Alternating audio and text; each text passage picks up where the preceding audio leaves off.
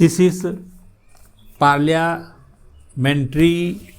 dictation with speed of 80 words per minute, taken from Sri Kailash Chandra's shorthand transcription. Please like, share and subscribe. Ready. When I saw the 2 volumes of the Criminal Procedure Code and the Indian Penal Code wholly translated into Hindi by the commission appointed by the Law Ministry of the Government of India, I was really surprised, but they have done that job. They have completed that job, quite a difficult job.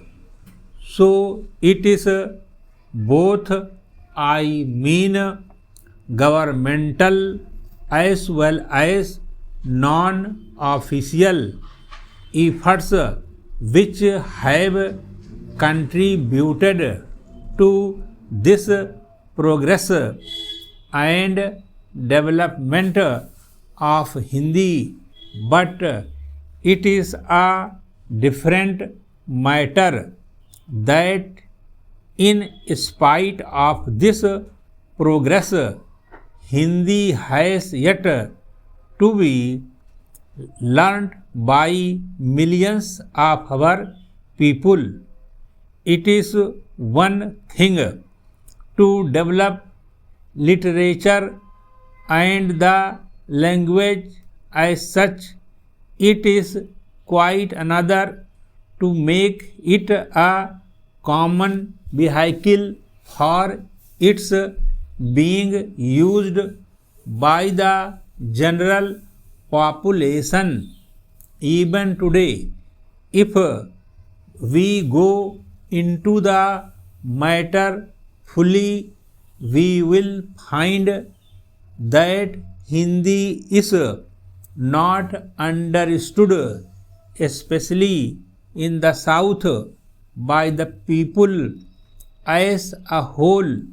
In the administration also, I find that it is not possible by the officers coming from various states, not only from the South but from other areas also, where Hindi is not the regional language, that it is not possible for them to work in the secretariat without the use of English language.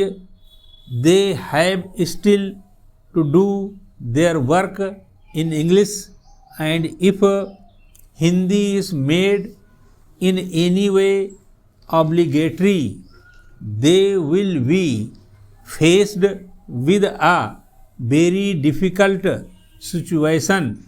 Indeed, besides that, it has also to be realized that the advantages of English are obvious. I am not one who is well versed in that language. In fact, I know my own limitations. Yet I would not like to deny the value and importance of the English language. It is no doubt a historical accident that English has assumed an important place in our country. But, madam, there were many things which should not be imbibed, which we should not imbibe from Englishmen, but it would be unfortunate if we gave up learning of English only because it had come from the Britishers. English language by itself is one of the richest languages in the world.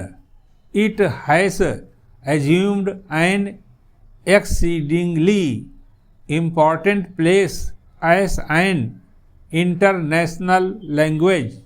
It is therefore that I make hold so to say that if even 2% of our people know the English language, it would be advisable to take advantage of that situation and continue to learn it as one of the foreign languages, both for our national and international requirements.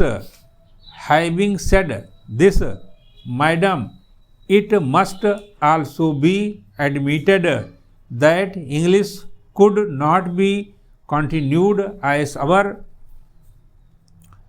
national language and cannot be accepted as our national language.